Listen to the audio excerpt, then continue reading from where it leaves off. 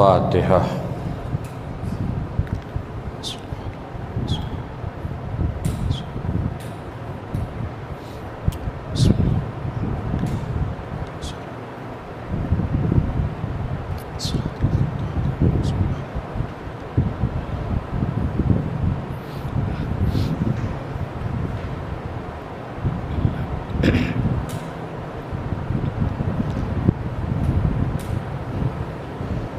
ما شاء اللہ لا حول ولا قوة الا باللہ العلی العظیم. اعوذ باللہ السمیع العلیم من الشیطان اللعین الرجیم. بسم اللہ الرحمن الرحیم. الحمد للہ رب العالمین.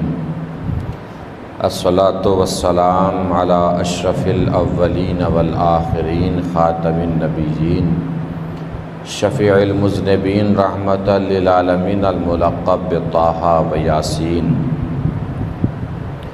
مولانا مولا الثقلین سید الکونین امام القبلتین جد الحسن والحسین بالقاسم محمد.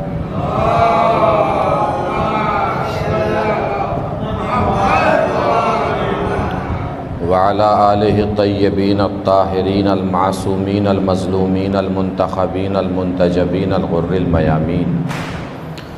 ولعنۃ اللہ علی اعدائہم اجمعین من الآن الی قیام یوم الدین. اما بعد فقد قال اللہ الحکیم فی القرآن الکریم. بسم اللہ الرحمن الرحیم. وما يستوي الأعمى والبصير ولا الظلمات ولا النور ولا الظل ولا الحرور. صلوات پڑھیں بر محمد و آل محمد.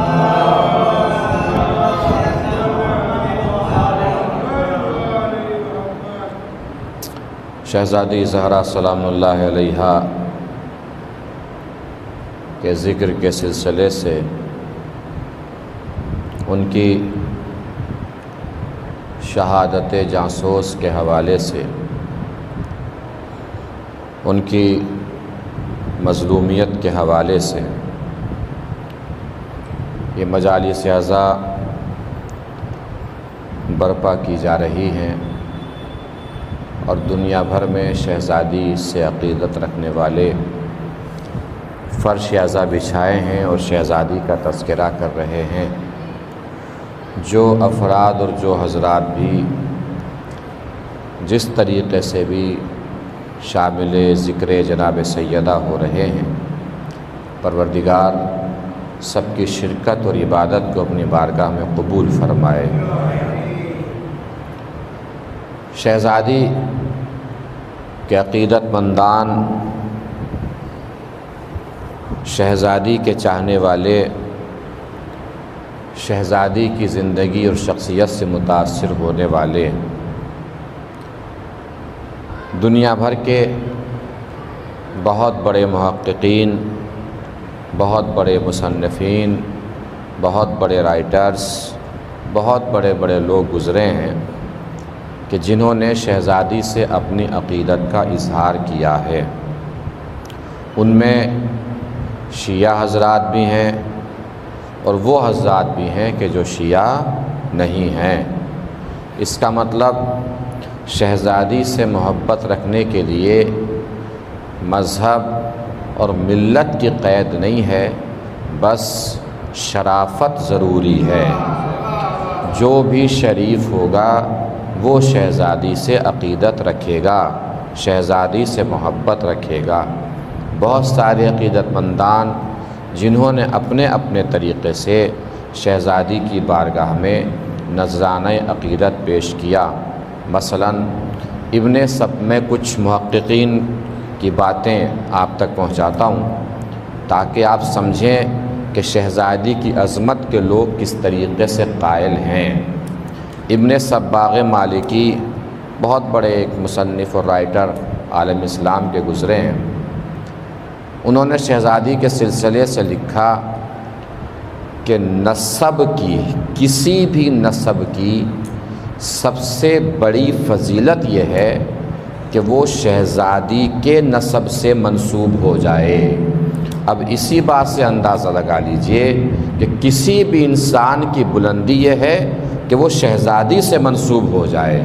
عزت دار وہی ہے جو شہزادی سے منسوب ہو جائے، بڑا انسان وہی ہے جو شہزادی سے منسوب ہو جائے۔ اسی طریقے سے ایک رائٹر گزرے ہیں، محقق گزرے ہیں، عبدالزہرا، انہوں نے بڑی عظیم المرتبت بات اور بڑی عظیم عقیدت شہزادی کی بارگاہ میں پیش کی۔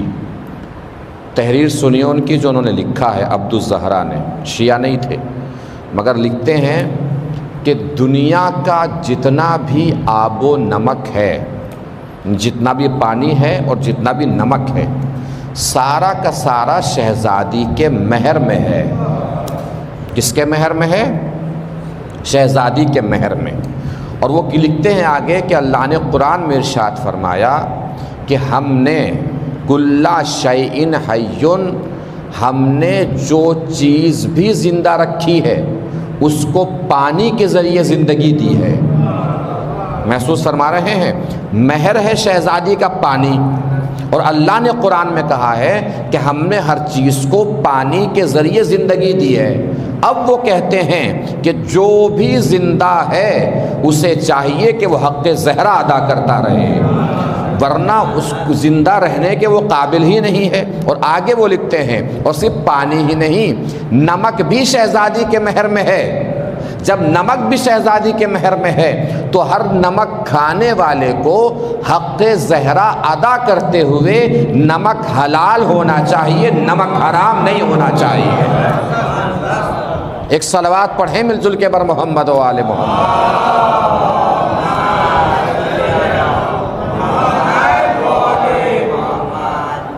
اسی طریقے سے اور بہت سارے محققین ہیں جنہوں نے اپنے اپنے حصے کی ذمہ داری ادا کی ہیں اور شہزادی کی بارگاہ میں عقیدتیں پیش کی ہیں اپنے الفاظ کے ذریعے، اپنے جذبات کے ذریعے۔ ایک عالم گزرے ہیں علامہ اربلی کر کے، ان کی تحریر سنی، انہوں نے شہزادی کے سلسلے سے کیا فرمایا، شہزادی کے سلسلے سے کیا کہا۔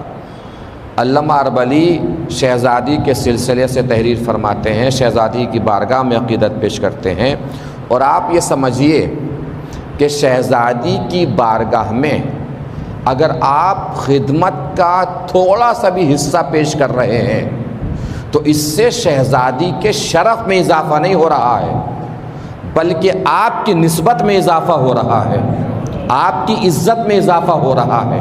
مثلاً بولتے تو آپ ہیں، اللہ نے آپ کو زبان دی ہے، ہمیں زبان دی ہے، لیکن اگر اس زبان سے کچھ الفاظ شہزادی کی شان میں برآمد ہو جائیں تو اس میں شہزادی کی عزت میں اضافہ نہیں ہے، ہمارے لفظوں کو عزت مل جائے گی، ہمارے حرفوں کو عزت مل جائے گی۔ آنکھیں ہیں، آنسو بہاتے ہیں، آنسو تو بہائے جاتے ہیں، کوئی بھی غم ہوتا ہے، کوئی بھی درد ہوتا ہے، کوئی بھی تکلیف ہوتی ہے، آنسو تو آنکھوں سے گرتے ہیں، لیکن اگر یہ آنسو شہزادی کی مصیبت میں گریں تو شہزادی کی شان میں اضافہ نہیں ہوگا، ہمارے آنسوؤں کو رومال سیدہ میں جگہ مل جائے گی، ہمارے آنسو عزت پا جائیں گے، ہمارے اشک عزت پا جائیں گے۔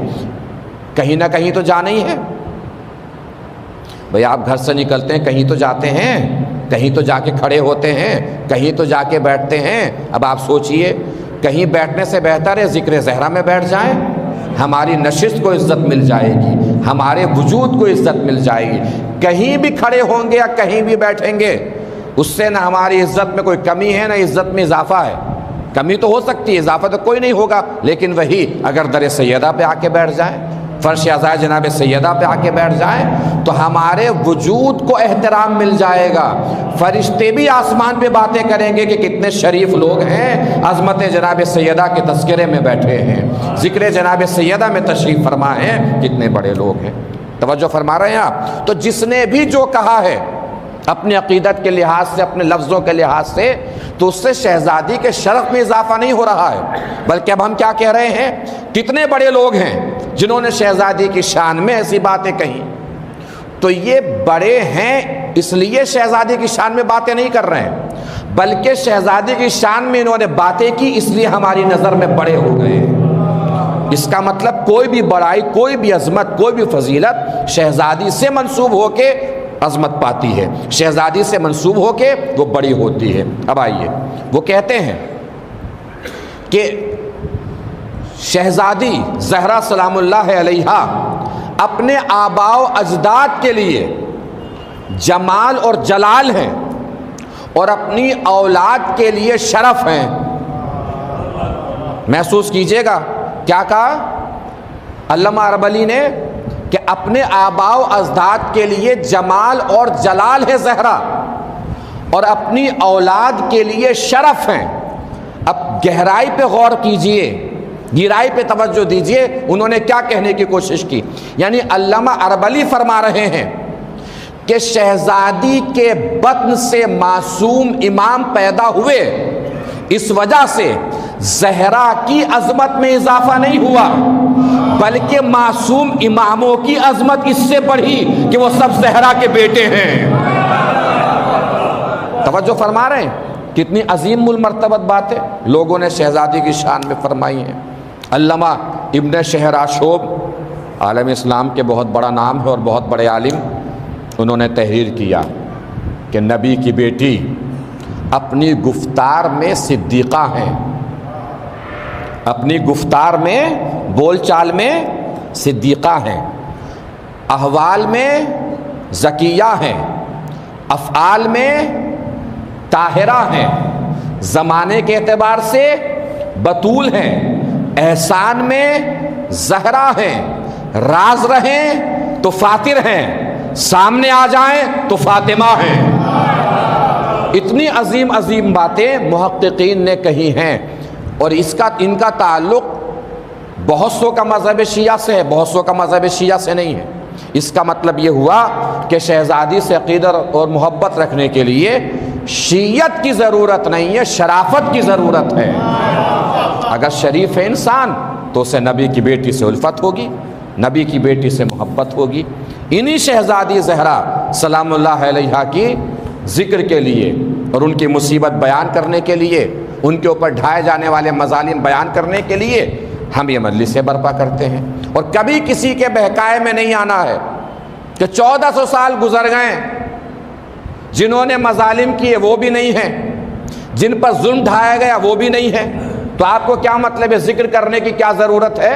تو اللہ سے کہیے کہ فرعون کب کا اللہ قرآن میں تذکرہ کر رہا ہے، قابیل نے حابیل کو مارا، سزا مل گئی، لعنتی ہو گیا، مردود بارگاہ جناب آدم ہو گیا، جناب آدم کی بارگاہ سے نکل گیا، باپ نے نکال دیا بیٹے کو، تذکرہ کرنے کی کیا ضرورت ہے؟ شداد کی کب کی جنت، تذکرہ کرنے کی کیا ضرورت ہے؟ قارون حامان کا تذکرہ کرنے کی کیا ضرورت ہے؟ اب میں آپ کو بتاؤں، اگر کوئی یہ کہے کہ ان ظالموں کا تذکرہ کرنے کی ضرورت کیا ہے، 1400 سال گزر گئے ہیں، ظلم بیان کرنے کی ضرورت کیا ہے، تو ان سے پوچھئے فرعون کا تذکرہ اللہ نے قرآن میں کیوں کیا، قارون کا تذکرہ اللہ نے قرآن میں کیوں کیا، قابیل کا تذکرہ اللہ نے قرآن میں کیوں کیا، نمرود کا تذکرہ اللہ نے قرآن میں کیوں کیا؟ اب معلوم ہے ان ظالموں کے تذکرہ کرنے کا فائدہ کیا ہوا؟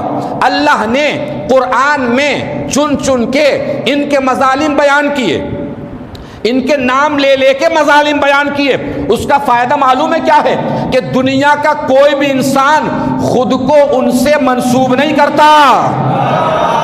بھائی سنا ہے کسی کو کہتے ہوئے میں فرعونی ہوں، میں قابیلی ہوں، میں شدادی ہوں، میں نمرودی ہوں؟ نہ کوئی اپنے کو فرعونی کہتا ہے، نہ کوئی اپنے کو قابیلی کہتا ہے، نہ کوئی اپنے کو شدادی کہتا ہے، اس لیے کہ اللہ نے قرآن میں نام لے لے کے اس طریقے سے ان کے مظالم بیان کیے کہ کوئی بھی اپنے آپ کو ان سے منسوب نہیں کرتا۔ شہزادی کی عزا ہونے دیجئے، شہزادی پر ڈھائے جانے والے مظالم عام ہونے دیجئے۔ ایک دن ایسا آئے گا کہ نہ کوئی اپنے کو صدیقی کہے گا، نہ کوئی اپنے کو فاروقی کہے گا۔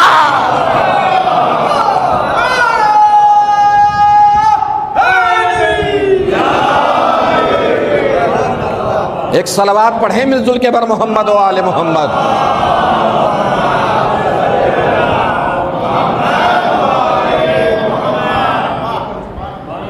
تو مظالم عام کرتے رہیے، دنیا کو بتاتے رہیے، اور وہ مظالم بیان کرنا، کل جیسے کہ میں نے عرض کیا کہ نہ کسی کو صحابیت سے نکالنا ہے، نہ توہین صحابہ کے زمرے میں آتا ہے، نہ احترام صحابہ کے منافی ہے۔ اور پہلی بات تو ہم اس عقیدے کے قائل ہیں کہ سب صحابہ برابر نہیں۔ ہم نے کل کی مجلس میں عرض کیا 313 رسول ہیں، جب سارے رسول برابر نہیں تو رسول کے برابر میں بیٹھنے والے کیسے برابر ہو جائیں گے؟ جب سارے نبی برابر نہیں، سب برابر نہیں ہیں، اتنی چیزیں، اتنے چرند، اتنے پرند سب برابر ہیں، سب ایک جیسے ہیں؟ صاحب نبی کے ساتھ رہتے تھے تو ساتھ رہنے سے بھی کوئی ایک جیسا نہیں ہوتا۔ جناب ابراہیم نے کہا پروردگار رب ارنی کیف تحیی الموتیٰ، پروردگار مجھے دکھا تو مردوں کو زندہ کیسے کرتا ہے۔ اللہ نے کہا لے لو 4 پرندے، خذ اربعۃ من الطیر، 4 پرندے لو، کاٹو، قیمہ بناؤ، پہاڑ پہ بکھیر دو، چونچ ہاتھ میں رکھو، آواز دو گے پلٹ کے چلے آئیں گے۔ ابراہیم نے 4 پرندوں کو قیمہ بنا کے مار دیا، 4 پرندوں کو پہاڑ پہ بکھیر دیا۔ یہ بھی اللہ کی نزاکت ہے کہ جانوروں کو پہاڑ پہ بھیجا اور نبی سے بلوایا اور دنیا کو بتایا کہ سوچو جو نبی کے بلانے پہ آ جائے تو پرندے بھی قابل ذکر بن جاتے ہیں۔ توجہ فرما رہے ہیں؟ اب آپ محسوس کیجئے یہ گفتگو، بھئی 4 پرندے ہیں، چاروں ایک ساتھ رہے۔ اب آپ کسی عالم سے پوچھئے، کسی کتاب میں پڑھئے، کسی پڑھے لکھے انسان سے معلوم کیجئے، کسی خطیب سے پوچھئے، قبلہ مولانا عزیز صاحب تشریف فرما ہے، ان سے پوچھئے، 4 پرندے کے نام پوچھئے کون کون ہیں وہ 4 پرندے۔ معلوم ہے آپ کو کیا کیا نام ہیں ان 4 پرندوں کے جو جناب ابراہیم نے ذبح کیے؟ کوا، گدھ، مرغ، مور۔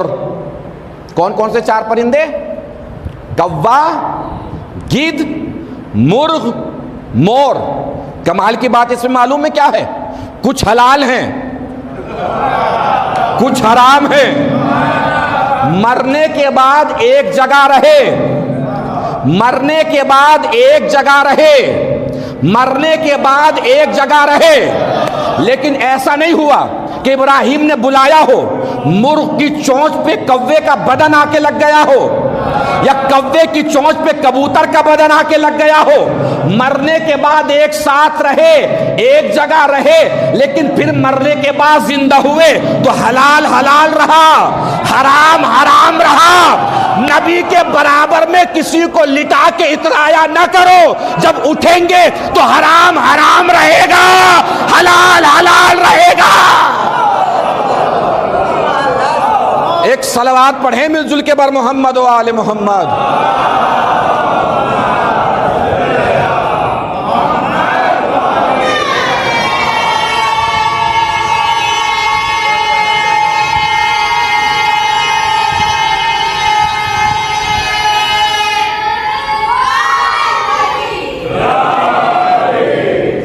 تو یہ توہین صحابہ کے زمرے میں فدق کا بیان نہیں آتا، کہ احترام صحابہ کی مخالفت بھی فدق کا بیان نہیں کرتا، اس لیے کہ توہین صحابہ نے اور احترام صحابہ نے مسلمانوں سے بہت سی غلطیاں کرائی ہیں۔ ابن کثیر دمشقی جنہوں نے کتاب لکھی البدایہ والنہایہ، بڑی مشہور کتاب ہے عالم اہل سنت کی، البدایہ والنہایہ، ہسٹری کی کتاب ہے، تاریخ کی کتاب ہے۔ اب ان کی گستاخی سنیے شہزادی کے سلسلے سے، احترام صحابہ نے اہل بیت کے سلسلے سے مسلمانوں کے ذریعے کتنی گستاخیاں کرائی ہیں وہ سمجھیے۔ یہ جو درد ظاہر ہوتا ہے مجلسوں میں اور دنیا تو کہہ کے نکل جاتی ہے کہ اب بیان کرنے کی کیا ضرورت، اب تذکرہ کرنے کی کیا ضرورت، مگر اہل بیت کی شان میں گستاخی کیسے قابل قبول ہے اور کیسے معاف کی جائے۔ ابن کثیر دمشقی نے البدایہ والنہایہ میں لکھا ہے کہ مان لیا کہ زہرا غصہ ہو گئیں، وہ لکھ رہے ہیں، مان لیا کہ شہزادی زہرا ناراض ہو گئیں، تو یہ کوئی بڑی بات نہیں ہے، ایک عام عورت ہے، نبی کی بیٹی ہونے سے کوئی عورت والا مزاج بدل تھوڑی جائے گا۔ یہ وہ لکھ رہے ہیں کہ عام عورت ہے، ناراض ہو گئی ہے تو ہو گئی، اس میں اتنا شور مچانے کی کیا ضرورت ہے؟ پہلی بات تو یہ ہے کہ اس میں دو چیزیں ہیں. ایک چیز تو انہوں نے یہ گستاخی کی کہ شہزادی کو عام عورت کہا. دوسری گستاخی یہ کی کہ انہوں نے شہزادی کی ناراضگی کو اہمیت نہیں دی. تو پہلے عام عورت سمجھ لیتے ہیں کہ شہزادی کیا واقعی عام عورت ہیں؟ پروردگار عالم حدیث قدسی میں فرما رہا ہے، اے میرے حبیب، اگر آپ کو پیدا نہ کرنا ہوتا تو میں کائنات کو پیدا نہ کرتا. اگر علی کو پیدا نہ کرنا ہوتا تو میں آپ کو پیدا نہ کرتا. اور اگر فاطمہ کو پیدا نہ کرنا ہوتا تو میں آپ دونوں کو پیدا نہ کرتا. یہ عام عورت ہیں جن کی وجہ سے پروردگار عالم کہہ رہا ہے کہ میں نے نبی اور علی کو خلق کیا. وہ بی عام عورت ہو سکتی ہے؟ اچھا، پیدا کر دیا. ذہن میں رکھیے گا، کیا فاطمہ عام عورت ہیں؟ پیدا کر دیا، اس کے بعد کیا ہوا؟ زیارت وارثہ میں پڑھتے ہیں نا، اشہد انک کنت نورا فی الاسلاب الشامخہ والارحام المطہرہ. میں گواہی دیتا ہوں کہ مولا حسین آپ اسلاب شامخہ میں رہے اور ارحام مطہرہ میں رہے، یعنی بلند و بالا صلبوں میں رہے، پاکیزہ رحموں میں رہے. مطہر ارحام یعنی جن کو نجاست نے چھوا نہ ہو. پاک و پاکیزہ ارحام یعنی جن کو نجاست نے چھوا نہ ہو. اب آپ کی لطافت کو دیکھوں گا کہ کہاں تک پہنچے گی آپ کی نزاکت اور آپ کا مزاج. اب کون کون سی نجاست کو چھوا نہ ہو؟ اگر فہرست بنانا شروع کر دیں تو بڑی لمبی فہرست مل جائے گی نجاستوں کی، لیکن موٹے موٹے طور سے سمجھئے کہ نجاست 3 ہیں. کتنی ہے نجاست؟ 3. شرک، کفر، نفاق. جب نجاست اور بیماریاں ہیں تو ان کا علاج بھی ہوگا، ان کا علاج بھی ہوگا. شرک نجاست ہے، کفر نجاست ہے، نفاق نجاست ہے. شرک کا علاج لا الہ الا اللہ، کفر کا علاج محمد الرسول اللہ، نفاق کا علاج علی ولی اللہ.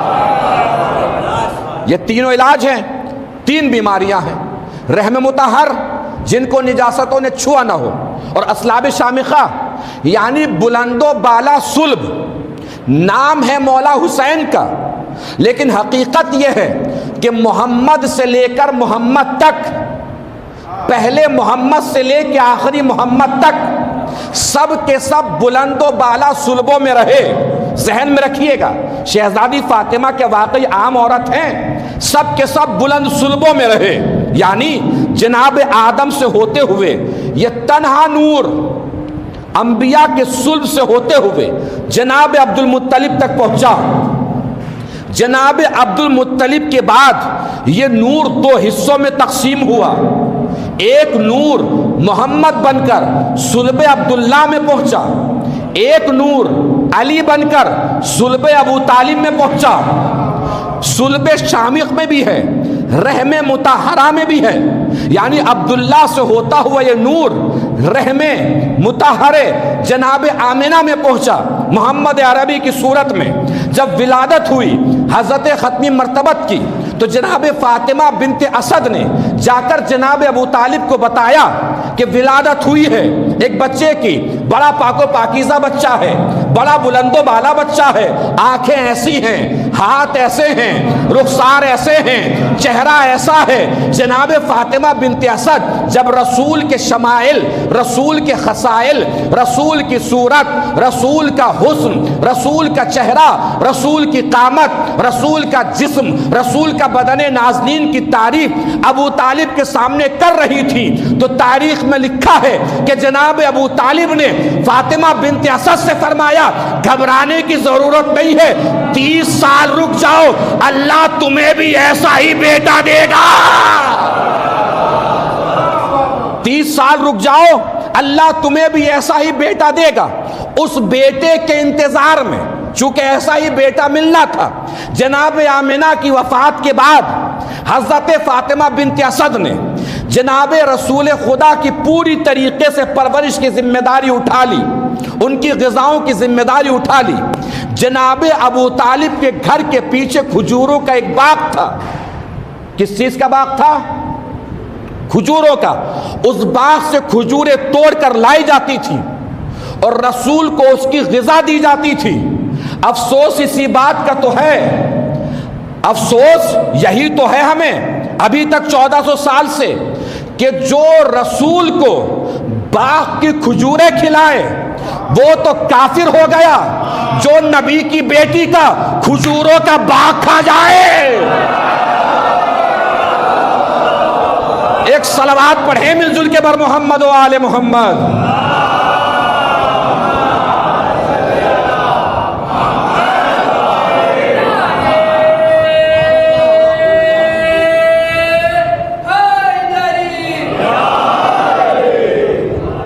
توجہ فرما رہے ہیں، 30 سال گزرے، جناب ابو طالب کے وعدے کے مطابق اہل بیت کے گھرانوں کے مردوں کی فضیلتیں ہم سنتے ہیں۔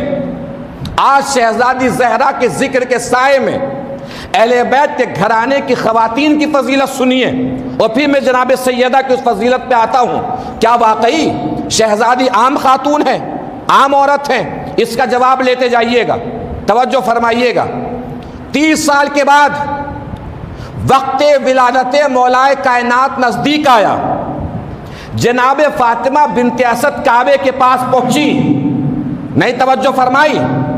دنیا کی کوئی بھی ماں ہو اگر یہ پتہ لگا بھی لے کہ بطن میں بیٹی ہے یا بیٹا، تو یہ پتہ نہیں لگا سکتی کہ بیٹا کتنا بڑا ہے، بیٹا کتنا عظیم ہے، بیٹا کتنا بافضیلت ہے، بیٹا کتنا صاحب مرتبت ہے۔ لیکن اوروں کی ماں ہونا اور ہے، علی کی ماں ہونا اور ہے۔ فاطمہ بنت اسد کو پتا تھا کہ بطن میں جو بیٹا ہے کتنا عظیم ہے، کتنا بلند ہے، کتنا بافضیلت ہے، کتنا باعظمت ہے۔ دلیل پوچھئے گا کہ اس کی دلیل کیا ہے کہ فاطمہ بنت اسد کو کیسے پتا کہ اتنا بڑا بیٹا بطن میں ہے اور اتنے بڑے انسان کی ولادت ہونے والی ہے؟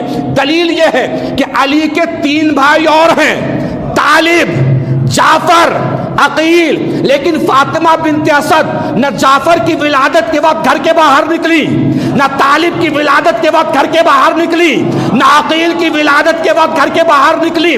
فاطمہ بنت اسد جیسے ہی علی کی ولادت قریب آئی، کعبے میں پہنچی۔ میں کہوں گا فاطمہ بنت اسد علی کی ولادت کے وقت کعبے میں کیوں پہنچی اور کسی بیٹے کی ولادت کے وقت گھر سے باہر نہ نکلی؟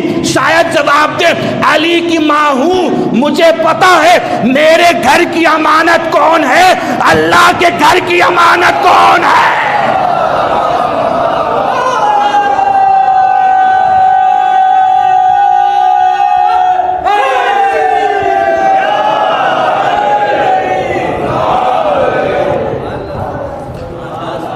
محسوس فرما رہے ہیں بات کیا چل رہی تھی؟ کیا شہزادی عام عورت ہیں؟ کیا عرض کر رہا ہوں؟ سارے نور کسی نہ کسی کے صلب سے ہو کر آئے، لیکن ان انوار میں فاطمہ کا نور نہیں تھا۔ عام عورت چھوڑیے، نبیوں کے صلبوں سے بڑی عظمت ہے نور جناب سیدہ کی۔ اللہ نے کسی بھی صلب میں نور جناب سیدہ نہیں رکھا۔ اس کا مطلب پردہ داری شہزادی فاطمہ اتنی بلند و بالا ہے کہ نبیوں کا صلب بھی جسے اٹھا نہیں پاتا۔ سلام کیجئے شہزادی جناب خدیجہ کو جو نور نبی کے صلب نہ اٹھا سکے، اللہ نے اس نور زہرا کو خدیجہ کے بطن مبارک میں رکھا۔ نئی بات بہت بڑی کرنے والا ہوں، ذہنوں کو سمیٹ لیجئے گا، طبیعتوں کو سمیٹ لیجئے گا، پوری طاقتوں کو سمیٹ لیجئے گا۔ شہزادی فاطمہ کے ذکر کے وسیلے سے شہزادی فاطمہ کی ماں کی فضیلت بیان کرنے جا رہا ہوں۔ پروردگار مجھے طاقت دے کہ میں جناب خدیجہ کی عظمت، جناب خدیجہ کے چاہنے والوں تک پہنچا سکوں، اور جناب خدیجہ کے چاہنے والوں کو طاقت دے کہ جناب خدیجہ کی عظمت تک پہنچ سکیں۔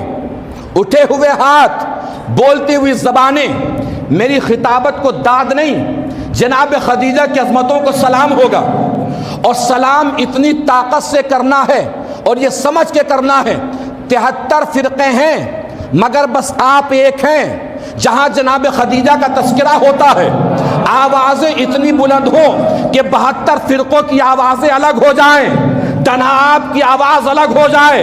بڑی محترم ہے شہزادی فاطمہ، بڑی محترم ہے جناب زہرا، خود بھی محترم، شہزادی کی آغوش کے پالے بھی محترم، کتنے محترم، ساری شجاعتیں، سارے حوصلے جہاں پہ آ کر اپنا سر تسلیم خم کریں، ان گود کی پالیوں کو زینب و ام کلثوم کہتے ہیں۔ اللہ اللہ اللہ کرے آپ تک عظمت پہنچ جائے جناب خدیجہ کی۔ بی بی آپ کے وسیلے سے آپ کی ماں کی عظمت بیان کرنا چاہتا ہوں۔ بھئی فاطمہ بڑی محترم، جن کی زینب جیسی بیٹی ہے، جن کی کلثوم جیسی بیٹی ہے، مگر اس کا کیا کریں کہ فاطمہ جیسی بیٹی تو بس خدیجہ کی ہے۔ ایک صلوات پڑھیں مل جل کے بر محمد و آل محمد۔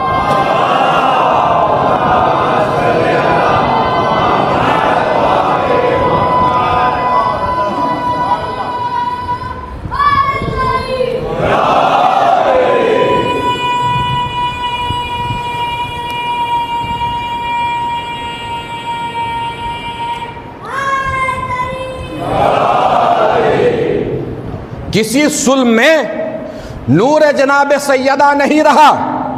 اب آپ دلیل پوچھیں گے، دلیل کیا ہے؟ اس کی دلیل یہ ہے کہ اگر نور زہرا کسی سلم میں رہتا تو اللہ اپنے حبیب کو معراج پر کیا لینے کے لیے بلا رہا تھا؟ بھائی نور زہرا لینے کے لیے بلا رہا تھا نا۔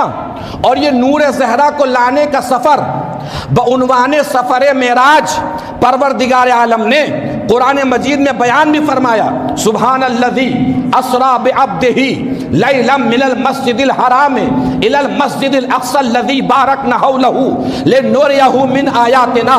پاک و پاکیزہ ہے وہ ذات جو لے گئی اپنے بندے کو راتوں رات مسجد حرام سے مسجد اقصی تک نور زہرا کو لانے کا سفر اللہ اپنے رسول کو کرا رہا ہے، مسجد سے مسجد تک، مسجد سے مسجد تک، مسجد سے مسجد تک، یعنی اللہ نے پہلے ہی فیصلہ کر دیا کہ زہرا کی عظمتوں کا مرکز مسجد ہوگی، زہرا کی عظمتوں کا محور مسجد ہوگی، زہرا کی عظمتوں کی منزل مسجد ہوگی۔ اسی لیے آپ نے دیکھا نہیں نبی کی مسجد سے سب کے دروازے بند کرا دیے، تنہا فاطمہ زہرا کا دروازہ کھلا رکھا۔ پروردگار چھوٹے چھوٹے روشن دان کھلوا دیں، اللہ نے کہا نہیں صرف در زہرا کھلے گا۔ پروردگار نئے نئے مسلمان ہیں، ناراض بھی ہو سکتے ہیں، اللہ نے کہا نہیں ہونے دو ناراض، صرف در زہرا کھلے گا۔ یہاں سے ہمیں اللہ کی سنت کا اندازہ بھی ہو گیا کہ اللہ کی سنت بھی یہی ہے، دنیا ناراض ہو تو ہو، بس فاطمہ زہرا راضی ہو جائے۔ اللہ جانے کون پہنچا کون رہ گیا، میں نے بات ساری تمام کر دی۔ بھئی آغاز زمانے رسول میں عظمتوں کے دو ہی نشان تھے، عظمتوں کے دو ہی پتے تھے، عظمتوں کے دو ہی ایڈریس تھے، عظمتوں کے دو ہی مکان تھے، عظمتوں کی دو ہی جگہ تھی۔ ایک جگہ کو مسجد کہتے ہیں، ایک جگہ کو کعبہ کہتے ہیں، دونوں میں فرق بس یہ تھا کہ مسجد میں زہرا کا دروازہ کھولا گیا، کعبے میں علی کا دروازہ کھولا گیا۔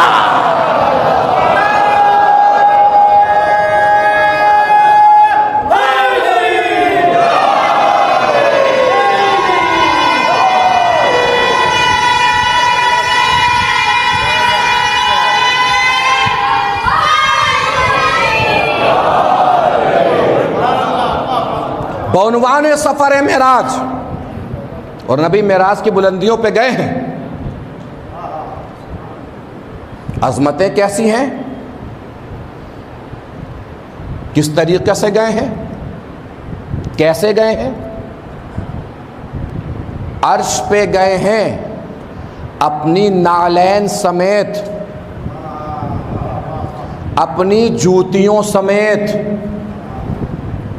نالین کہتے ہیں جوتیوں کو، اپنی جوتیوں سمیت گیا ہے اللہ کا رسول عرش پر۔ محسوس فرمایا، منظر سمجھے، اس کا مطلب جوتیاں اوپر ہیں، عرش و فرش نیچے ہے،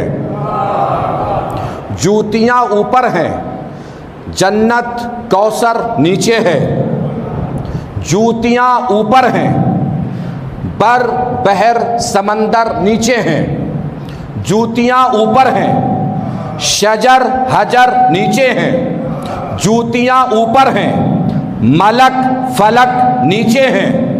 بانداز خطابت عرض کر دوں، سب سے نیچے ہے زمین، زمین کے اوپر ہے پہلا آسمان، پہلے آسمان کے اوپر ہے دوسرا آسمان، دوسرے آسمان کے اوپر ہے تیسرا آسمان، تیسرے آسمان کے اوپر ہے چوتھا آسمان، چوتھے آسمان کے اوپر ہے پانچواں آسمان، پانچویں آسمان کے اوپر ہے چھٹا آسمان، چھٹے آسمان کے اوپر ہے ساتواں آسمان، ساتویں آسمان کے اوپر ہے خلا، خلا کے اوپر بادل ہے جس کا رنگ سرمئی ہے، جس کی لمبائی چوڑائی اتنی ہے جتنی زمین سے ساتواں آسمان، اس سرمئی رنگ کے بادل کے اوپر جنت الماوا ہے، جنت الماوا کے اوپر سدرۃ المنتہا ہے، سدرۃ المنتہا کے اوپر حجاب حمد ہے، حجاب حمد کے اوپر حجاب رفعت ہے، حجاب رفعت کے اوپر حجاب عظمت ہے، حجاب عظمت کے اوپر حجاب جبروت ہے، حجاب جبروت کے اوپر حجاب کبریا ہے،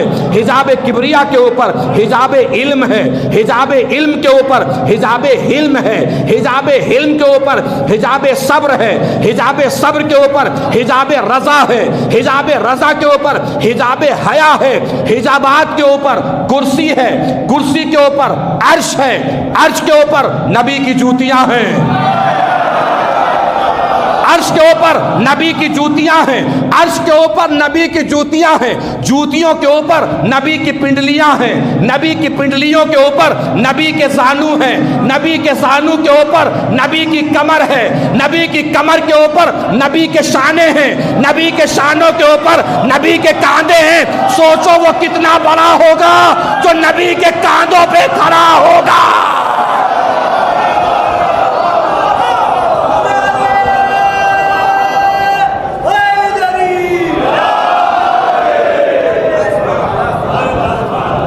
توجہ فرما رہے ہیں؟ تو معراج کی بلندیوں پہ گئے نور زہرا کو لینے، اس کا مطلب نور زہرا کسی سلم میں نہیں رہا۔ محسوس کیجئے گا، جواب آنے جا رہا ہے۔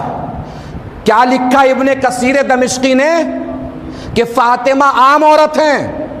توجہ، جس کے دل میں شہزادی زہرا کی جتنی عظمت جلوہ گر اور دشمن زہرا کی جتنی نفرت جلوہ گر ہے، اتنی طاقت سے انہوں نے جو شہزادی کے اوپر الزام باندھا ہے اس کا جواب پوری طاقت سے دیجئے گا تاکہ قبر میں بھی زلزلہ آ جائے ابن کثیر دمشقی کے کہ شہزادی کے دشمن تو مر گئے، چاہنے والے آج بھی زندہ ہیں، ہر طرف موجود ہیں۔ پہنچے بات تو بتائیے گا، کیا کہا ابن کثیر دمشقی نے؟ شہزادی عام عورت ہیں۔ بھئی عام عورت ہوتی تو رسول لینے کے لیے کبھی نور زہرا نہ جاتے عرش کی بلندی پر۔ اس کا مطلب نہ بیٹی عام تھی نہ ماں عام تھی، عرش پر زہرا کو لینے گئے، فرش پر خدیجہ کو لینے گئے۔ جس کو نبی لینے جائے وہ عام عورت نہیں ہوتی، عام عورت وہ ہوتی ہے جو نبی کے گھر میں زبردستی بھیجی جائے۔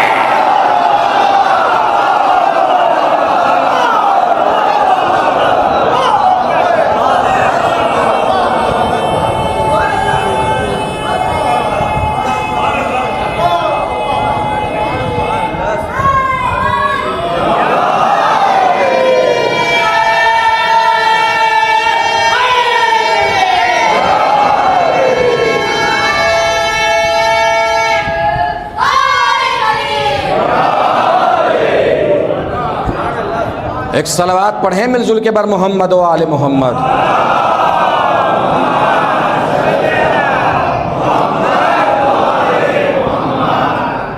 توجہ فرما رہے ہیں؟ بھائی شہزادی سے منسوب جتنے بھی رشتے ہیں، مسئلہ صرف صحابیت کا نہیں ہے۔ اس عقیدے کے تو ہم قائل ہیں، اس نظریے کے تو ہم قائل ہیں کہ صحابی ایک جیسے ہو ہی نہیں سکتے، سب کی صحابیت کا درجہ ہے، سب کی صحابیت الگ الگ ہے، بلکہ ہم تو اس کے آگے کے نظریے کی بات کر رہے ہیں۔ شہزادی سے منسوب جتنے بھی رشتے ہیں ان رشتوں جیسا کوئی ہے ہی نہیں، شہزادی کی ماں جیسے کسی کی ماں نہیں، شہزادی کے شوہر جیسا کسی کا شوہر نہیں. اور ایک اور چالاکی بتاؤں، سب نے چاہا تو بنانا کہ ان جیسا بن جائے، مگر بنا نہ سکے. بیوقوف تھے، کوشش تو کی. ایک شخص تحفے میں نبی کے پاس ایک دن ایک گدھا لایا. کیا لایا؟ کیا لایا؟ گدھا. گدھا بڑا خوبصورت سا تھا، پیارا سا تھا، دیکھنے میں اچھا لگ رہا تھا، کیوٹ سا تھا. رسول کے پاس بیٹھنے والوں نے کہا کہ ہم بیٹھ کے دیکھنا چاہتے ہیں اس پر. جیسے ہی کوئی بیٹھتا تھا گدھا اس کو پلٹ دیتا تھا. نبی نے گدھے سے پوچھا کہ بھئی یہ بیٹھ رہے ہیں تو انہیں پلٹ کیوں دے رہا ہے، گرا کیوں دے رہا ہے؟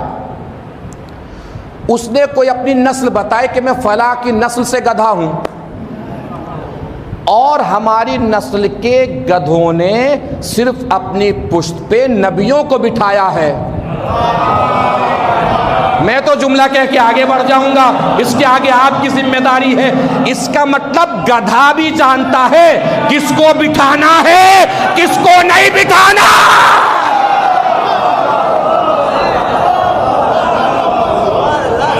گدھا بھی جانتا ہے کس کو بٹھانا ہے کس کو نہیں بٹھانا. اللہ جانے یہ کس نسل کے گدھے تھے جنہیں پتہ ہی نہیں تھا کہ کس کو بٹھانا چاہیے کس کو نہیں بٹھانا چاہیے. بھائی جسے نبی نے بٹھایا اسے بٹھانا چاہیے، جسے نبی نے اٹھا کے باہر بھیج دیا اسے اٹھا دینا چاہیے. یہ تو بات سیدھی سے ہے نا، بات طے ہے نا. بنانا تو چاہا، علی کے مقابلے پہ لا کر علی کے جیسے بنانا چاہے. نبی کے مقابلے پہ خود آ گئے، خود کو نبی جیسا کہنے لگے. شہزادی فاطمہ نبی کی اکلوتی بیٹی، ان کے جیسے بھی بنانے چاہے. لیکن فدق کے مسئلے نے سب کچھ کھول دیا.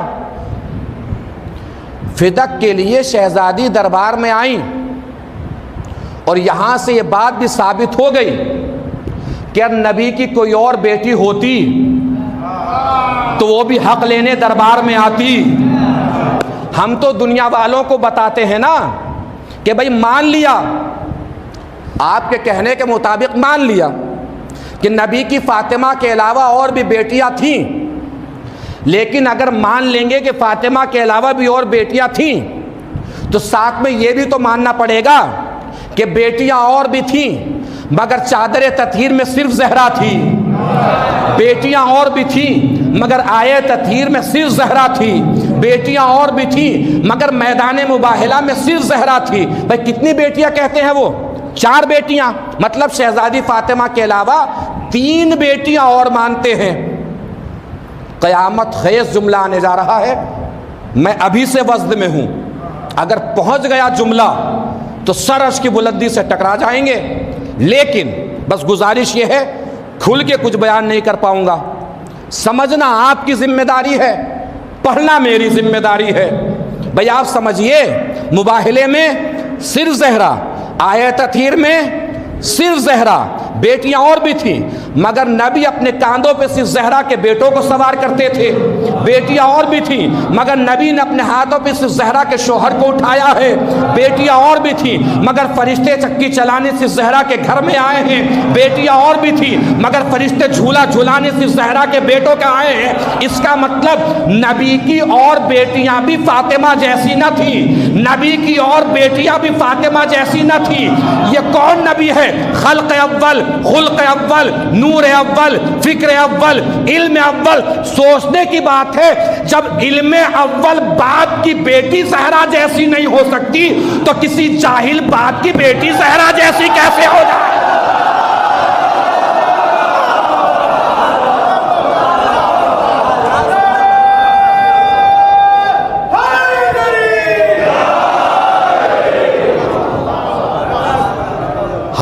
اب یہ مقدمہ تھا اس جملے کا جو آنے جا رہا ہے. جملہ تو اب آ رہا ہے. کیفیت بدلنی چاہیے، یہاں کا منظر محشر میں بدل جانا چاہیے.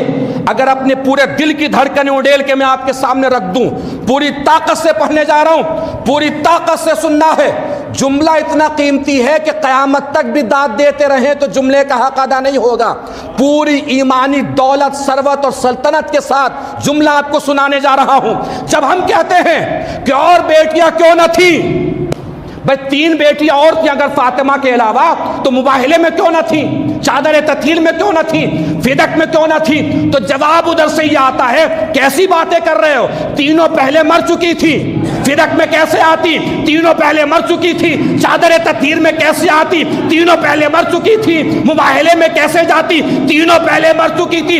اس کا مطلب اللہ کو بھی انتظار تھا کہ پہلے تینوں مر جائیں تو ساری عظمتیں چوتھے کو مل جائیں۔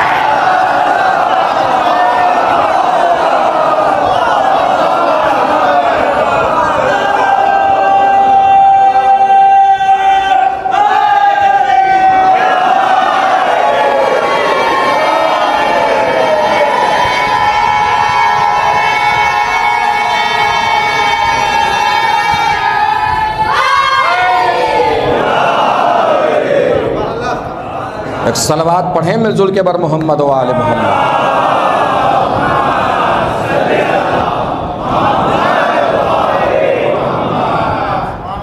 توجہ فرما رہے ہیں؟ اور یہ شہزادی کا حق اسی طریقے سے پڑھا جاتا رہے گا۔ اور لوگ یہ کہتے ہیں نا کوئی نہیں ہے، بھئی جنہوں نے چھینا ان کا چاہے کوئی نہ ہو،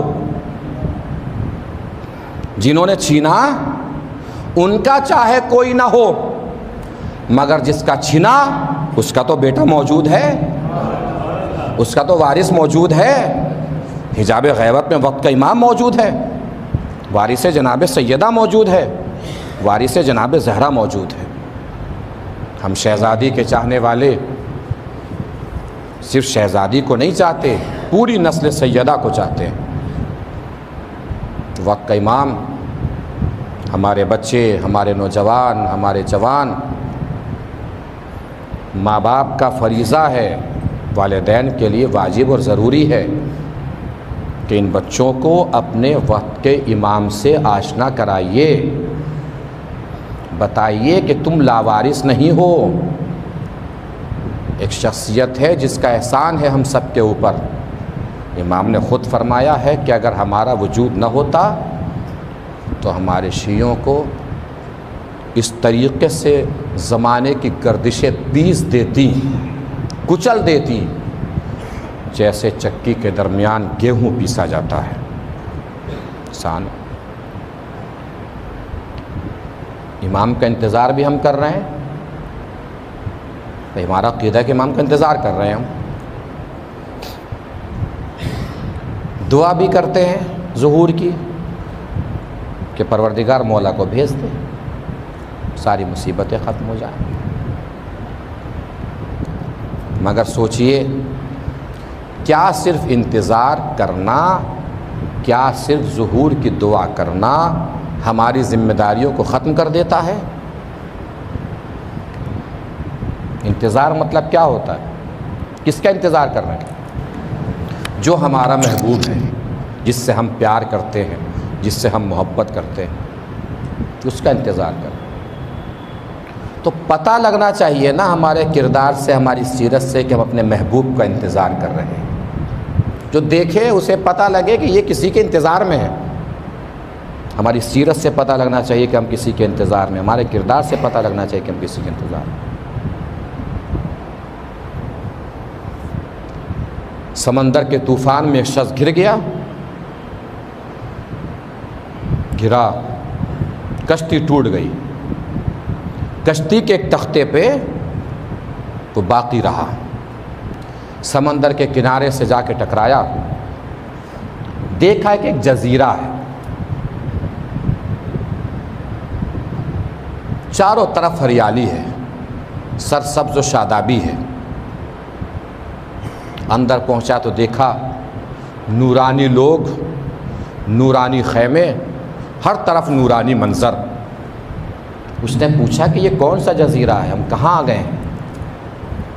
اسے بتایا گیا کہ یہاں وقت کے امام تشریف فرما ہے۔ اسے بڑے احترام سے خیمے میں بٹھا دیا گیا، اس کی مہمان نوازی جو بھی کرنا ضروری تھی مہمان نوازی کی گئی۔ کچھ دیر کے بعد ایک نورانی شخصیت اس کے پاس آئی اور آ کر بولتی ہے کہ تمہیں تمہارے وقت کے امام بلا رہے ہیں، وقت کے امام بلا رہے ہیں۔ تیزی سے دوڑتا ہوا وقت کے امام تم سے ملنے کے لیے امام کے خیمے کی طرف بڑھا، مگر معلوم ہے اچانک کیا ہوا؟ جیسے وہ خیمے کے نزدیک پہنچا تو ٹھٹک گیا، ٹھہر گیا، بہت دیر تک کھڑا رہا۔ وہ لوگ کہہ رہے کہ اندر چلو، وقت کے امام اندر ہیں، ملاقات کے لیے بلا رہے ہیں۔ ٹھٹک گیا، وہ بہت دیر تک روتا رہا، روتے روتے کہتا ہے کہ میں مل نہیں سکتا، مجھے واپس میرے وطن پہنچوا دو۔ چلنے لگا تو کسی نے اس سے پوچھا کہ کیوں تم ملنے نہیں گئے؟ کہ مجھے وہ گناہ یاد آ رہے تھے جو میں کر کے آیا ہوں، اور مجھے یہ بھی معلوم ہے کہ میرا امام سب کچھ جانتا ہے، میری ہمت ہی نہیں ہو پائی کہ امام کے سامنے اس گنہگار وجود کے ساتھ جاؤں۔ واقعہ ختم ہو گیا، بات میری تمام ہو گئی، واقعہ تو ختم ہو گیا، مگر یہاں بیٹھا ہر شخص جس کا بھی عقیدہ ہے کہ وہ امام کا انتظار کر رہا ہے، جو بھی روز امام کے ظہور کی دعا کرتا ہے، وہ اپنے دل پہ ہاتھ رکھ کے بس اتنا سوچ لے کہ اگر یہی حالات ہمارے سامنے آئے اور زندگی کے کسی موڑ پر ہمارا امام سے آمنا سامنا ہو گیا تو کیا ہمارے اندر اتنی طاقت ہے کہ ہم اپنے امام سے نگاہیں ملا سکیں، امام کے سامنے کھڑے ہو سکیں؟ وہ بڑے کریم ہیں، اپنے مہمانوں کو ذلیل نہیں کرتے، اس میں کوئی شک نہیں ہے۔ ایسا نہیں ہے کہ ان کے سامنے آپ جائیں گے تو میں یہ کہنا چاہ رہا ہوں کہ وہ آپ کے گناہ آپ کو بتانے لگیں گے، آپ کے گناہ آپ کو سنانے لگیں گے، لیکن یہ ضمیر، یہ دل جو دھڑک رہا ہے، جو یہ دعوی بھی کرتا ہے کہ امام سے ہمیں محبت ہے، اور پھر وہ اعمال بھی انجام دیتا ہے کہ جو محبت کے منافی ہے، محبت کے مخالف ہے، تو جس طریقے سے وہ اس دروازے سے باہر آ گیا، بالکل 2-4 قدم کی دوری پہ امام تھے اور اسے پلٹنا پڑا اپنے گناہوں کو سوچ کر، تو ہم میں سے کس کی طاقت ہے کہ امام کے سامنے جائیں؟ اگر طاقت ہے تو گھر جا کر 2 رکعت نماز شکر ادا کیجیے، اور اگر سوچیں کہ طاقت نہیں ہے تو پھر آئندہ خود کے اندر اعمال صالحہ کے ذریعے وہ طاقت پیدا کرنے کی کوشش کیجیے کہ کسی بھی وقت امام سے ہماری ملاقات ہو جائے، ہم امام سے نظر ملا سکیں، ہمارے اندر وہ خوف اور دہشت اور ڈر نہ ہو کہ امام کے سامنے ان گناہوں کے ساتھ ہم کیسے جائیں۔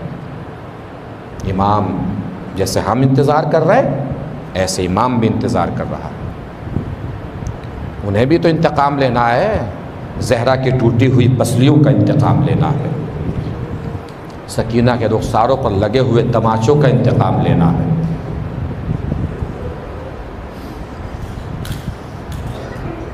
انتقام لینا ہے، امام بھی انتظار کر رہے ہیں، روتے ہیں امام، کربلا کے مصائب یاد کر کے روتے ہیں، شہزادی فاطمہ پر ڈھائے جانے والے مظالم یاد کر کے روتے ہیں۔ ہمارا وقت کا امام بھی مظلوم ہے، مگر مولا شہزادی کی پسلیوں پہ گریہ کرنا اور ہے، جملہ بدلو، دادی کی ٹوٹی ہوئی پسلیوں کو یاد کر کے رونا اور ہے، نگاہوں کے سامنے ماں کی پسلیاں ٹوٹتے ہوئے دیکھنا اور ہے۔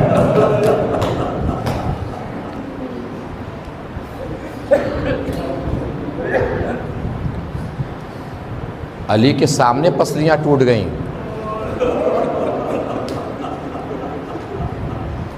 حسن و حسین کے سامنے پسلیاں ٹوٹ گئیں، زینب ام کلثوم کے سامنے پسلیاں ٹوٹ گئیں، جن کے گھروں میں چھوٹے چھوٹے بچے ہیں وہ اندازہ لگائیں گے. یہ جو ہم نوحہ پڑھتے ہیں نا، صبت علیہ مصائب اللہ والنہار، صبت علی الایام سرنا لیالیا، صرف رسول کی وفات کے 3 دن کے بعد کا نوحہ ہے. زمانہ کا نفاق کتنی جلدی سامنے آیا، حالات کتنی جلدی بدلے. یعنی 3 دن میں اتنا ستم ڈھایا گیا شہزادی فاطمہ پر کہ شہزادی فاطمہ بابا کے مزار پر ہاتھ رکھ کر فرما رہی ہے، بابا مجھ پر اتنی مصیبتیں ڈھائی گئی ہیں بابا، کہ اگر دن پر ڈھائی جاتی تو مثل سیاہ رات کے ہو جاتی.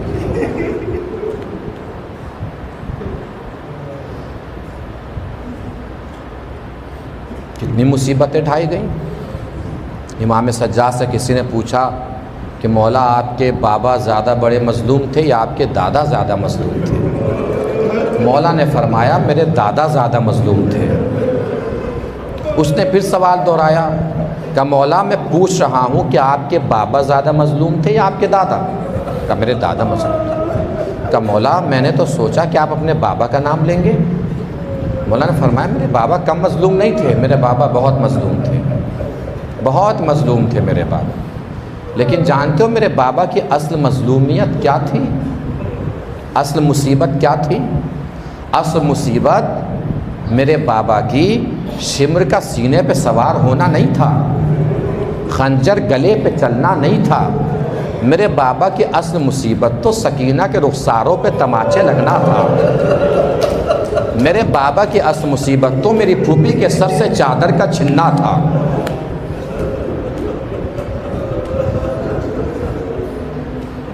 اصل مصیبت تو میرے بابا کی یہ تھی.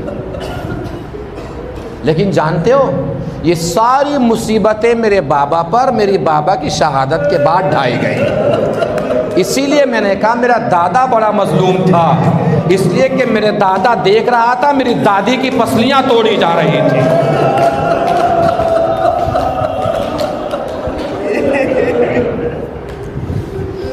اور پسلیاں ٹوٹنے کے بعد بھی شہزادی کو اتنا خیال رہتا تھا علی کا کہ مولا کائنات جب گھر کے باہر ہوتے تھے نا تو شہزادی پسلیاں پکڑ کے چلتی تھی. مولا علی جیسے گھر میں داخل ہوتے تھے شہزادی سیدھی کھڑی ہو جاتی تھی. فضہ نے پوچھا شہزادی علی جب گھر کے باہر ہوتے ہیں تو آپ پسلیاں پکڑ کے چلتی ہیں، علی جب گھر کے اندر آتے ہیں تو پسلیاں چھوڑ دیتی ہیں. شہزادی نے رو کے فرمایا میرا علی بڑا غیرت مند ہے، اس سے برداشت نہیں ہوگا کہ میری پسلیاں ٹوٹی ہوئی ہیں. اور آپ سوچئے کیسی مصیبت. میں نے کیا عرض کیا، پسلیاں کا ذکر سن کے رونا اور ہے، ٹوٹی ہوئی پسلیاں دیکھنا اور ہے، پسلیاں ٹوٹتے ہوئے دیکھنا اور ہے.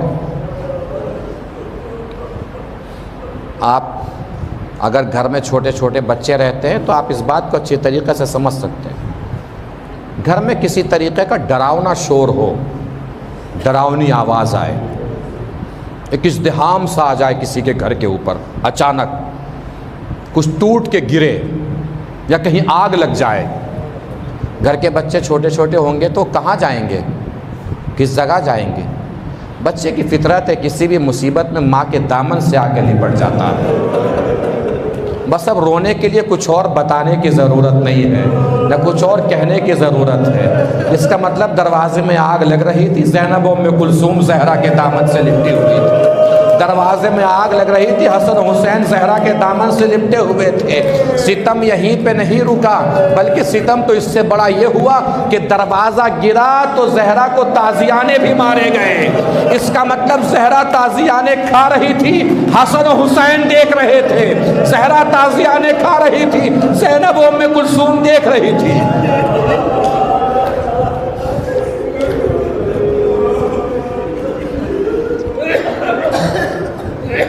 جب حاکم وقت خلیفہ وقت کی طرف سے وظیفہ معین کیا گیا، وظیفہ مقرر کیا گیا، تو قنفس کا وظیفہ ڈبل کر دیا گیا. مولا علی گھر میں آ کر بہت دیر تک روتے رہے. پوچھنے والے نے پوچھا، بچوں نے پوچھا بابا کیوں رو رہے ہیں؟ کہ قنفس کا وظیفہ ڈبل کر دیا گیا کہ بابا رونے کی کیا بات ہے، کہ رو اس لیے رہا ہوں کہ اسے انعام ملا ہے زہرا کو تازیانے مارنے کی۔ آپ سمجھ رہے ہیں اہل بیت کن مصیبتوں سے گزرے ہیں؟ مصیبت صرف ایک نہیں ہے جو ہم بیان کرتے ہیں، مصیبت اگر بیان کی جائے جو کتابوں میں لکھا ہے نا تو دل پھٹ جائے۔ شیخ عباس قمی علیہ الرحمہ نے تحریر فرمایا ہے کتاب بیت الاحزان میں، کتنی مظلومیت اور کتنی مصیبت کے ساتھ نبی کی بیٹی رہی ہے۔ نبی کے بعد گلی میں شہزادی کہیں سے آ رہی تھی، کسی بنی ہاشم کے گھر سے آ رہی تھی شہزادی، ساتھ میں امام حسن علیہ السلام تھے، چھوٹے سے حسن ساتھ میں، شہزادی اپنے رشتہ داروں میں سے کسی گھر سے اپنے گھر کی طرف آ رہی تھی۔ گلی میں آمنا سامنا ہو گیا، خلیفہ دوم چلا رہا تھا، شہزادی ادھر سے جا رہی تھی۔ شہزادی نے سوچا کہ نظر نہ پڑ جائے میرے اوپر، شہزادی گلی کی ایک اوٹ میں چھپ گئی۔ گلی کی اوٹ میں چھپتے ہوئے اس نے دیکھ لیا، تیزی سے آیا، شہزادی کے رخسار پہ تماچا مارا۔ اب شہزادی کی مظلومیت سمجھیں گے، تماچا مار کے وہ چلا گیا۔ شہزادی نے مولا حسن سے کہا بیٹا حسن دیکھو جا کے علی کو نہ بتانا۔ روتے روتے رات دن میں تبدیل ہو جائے، دن شب میں تبدیل ہو جائے، شہزادی کی مصیبتوں کا حق ادا نہیں ہو سکتا ہے کسی طریقے سے، حق ادا ہو ہی نہیں سکتا ہے کسی بھی طریقے سے۔ جانتے عزادارو، ایک خطیب مجلس مصائب بیان کر رہے تھے، مصیبتیں سنا رہے تھے، اور انہوں نے یہ مصیبت سنائی کہ شہزادی کے رخسار پہ تماچا پڑا۔ ایک شخص کھڑا ہو کے پوری قوت و طاقت سے رونے لگا، سر و سینہ پیٹنے لگا۔ خطیب مجلس نے پوچھا بھائی تجھے ان مصیبتوں میں کون سی مصیبت ہے جو دل پہ جا کے لگی ہے، جو تو اتنا تڑپ تڑپ کے رو رہا ہے؟ اس نے کہا سرکار مجھے زینب ام کلثوم کی مصیبت کا احساس رلا رہا ہے۔ ذاکر نے پوچھا، خطیب مجلس نے پوچھا بھائی مصائب تو میں شہزادی فاطمہ کے بیان کر رہا ہوں، تجھے زینب ام کلثوم کی مصیبت کا احساس کیوں رلا رہا ہے؟ معلوم اس شخص نے کیا کہا کہ قبلہ سرکار میں نے ایک دن اپنی زوجہ کے رخسار پہ تماچا مار دیا تھا۔ میرے بزرگان بیٹھے ہیں، میرے سر کا تاج ہیں، اللہ ان کو توفیقات خیر کے ساتھ طول عمر عنایت فرمائے۔ میں اپنے جوانوں اور نوجوانوں کی بارگاہ میں عرض کر رہا ہوں کہ کبھی اپنی بیٹی کو تماچا نہ مارا کیجیے، اور اپنی بیٹی ہی کو نہیں اپنی بیوی کو بھی نہ مارا کیجیے، اس لیے کہ بیوی وہ آپ کی ہے مگر کسی کی تو بیٹی ہے نا، کسی نے اپنے جگر کا ٹکڑا آپ پر بھروسہ کر کے آپ کے حوالے کیا ہے۔ وہ کہتا ہے جب میں نے اپنی زوجہ کے رخسار پہ تماچا مار دیا تو کچھ گھنٹوں کے بعد میری زوجہ میرے پاس آئی، میرے سامنے ہاتھوں کو جوڑ کے کھڑی ہو گئی، مجھ سے کہتی ہے کہ آپ میرے مالک ہیں، میرے سید ہیں، میرے سردار ہیں، میرے آقا ہیں، میں آپ کو اپنے اوپر پورا حق دیتی ہوں کہ اگر کبھی مجھ سے کوئی غلطی ہو جائے کرے نا تو مجھے تنبیہ کر سکتے ہیں، سمجھا سکتے ہیں، چاہیں تو مجھے مار بھی سکتے ہیں، لیکن یہ میرے ہاتھ جڑے ہیں، بس آج کے بعد اتنا خیال رکھیے گا کہ کبھی میرے رخسار پہ تماچا میری بیٹیوں کے سامنے نہ ماریے گا، اس لیے کہ جب سے آپ نے تماچا مارا ہے نا میری بیٹیاں مجھ سے بار بار پوچھ رہی ہیں اماں یہ رخسار پہ نشان کیسا، اب مجھے بتائیے میں انہیں کیا جواب دوں؟ سرکار میں یہی سوچ سوچ کے پریشان ہوں، جب زینب ام کلثوم نے پوچھا ہوگا اماں یہ رخسار پہ نیل کا نشان کیسا، زہرا نے کیا بتایا ہوگا، زہرا نے کیا سمجھایا ہوگا، زہرا نے کیا جواب دیا ہوگا، زہرا نے بچوں کو کیسے اطمینان دلایا ہوگا، زہرا نے جواب میں کیا کہا ہوگا، رخسار پہ نیل کا نشان کیسا۔ الا لعنت اللہ علی القوم الظالمین وسيعلم الذين ظلموا أي منقلب ينقلبون إنا لله وإنا إليه راجعون رضا بقضائه وتسليما لأمره ماتم حسین۔